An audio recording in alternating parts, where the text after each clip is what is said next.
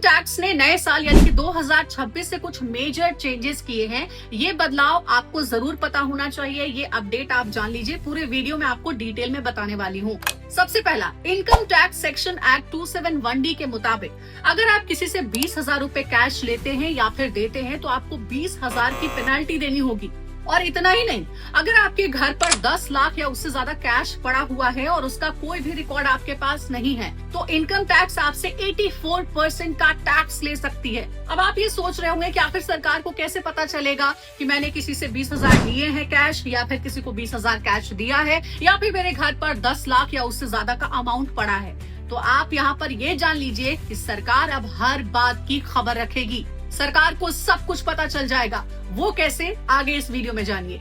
2026 से सरकार आपके सभी फाइनेंशियल ट्रांजैक्शन पर नजर रखेगी। आपके करंट या सेविंग अकाउंट में कितना पैसा डिपॉजिट हुआ है, क्रेडिट कार्ड से आपने कितने पेमेंट कैश में किए हैं, इन सारी बातों की जानकारी सरकार के पास होगी। अगर 10 लाख से ज्यादा एक साल में आपके सेविंग अकाउंट में पैसा डिपॉजिट हुआ है तो बैंक इस बात की जानकारी खुद सरकार को दे देगी। साथ ही अगर 50 लाख से ज्यादा आपने क्रेडिट कार्ड का कैश में पेमेंट किया है तो इस बात की जानकारी भी सरकार तक पहुंच जाएगी। पूरे साल में अगर क्रेडिट कार्ड से आपने 10 लाख से ज्यादा खर्च किए हैं तो ये भी सरकार को मालूम पड़ जाएगा। यहाँ तक कि अगर एफडी आपने 10 लाख से ज्यादा की करवाई, सरकार को इसकी भी रिपोर्ट करनी पड़ेगी। सिर्फ इतना ही नहीं, म्यूचुअल फंड, बॉन्ड या फिर किसी तरीके के शेयर में आप इन्वेस्ट कर रहे हैं और उसका अमाउंट 10 लाख से ज्यादा का है तो उसकी खबर भी सरकार तक पहुँच जाने वाली है। अगर आप विदेश में घूमने गए हैं या फिर फॉरेन परचेज कुछ कर रहे हैं, 10 लाख से ज्यादा का अमाउंट हुआ तो सरकार इसकी भी खबर आपसे लेने वाली है। या फिर अगर आप एक दिन में 2 लाख से ज्यादा का कैश ले रहे हैं तो सरकार के कानों तक ये बात भी पहुंच जाएगी।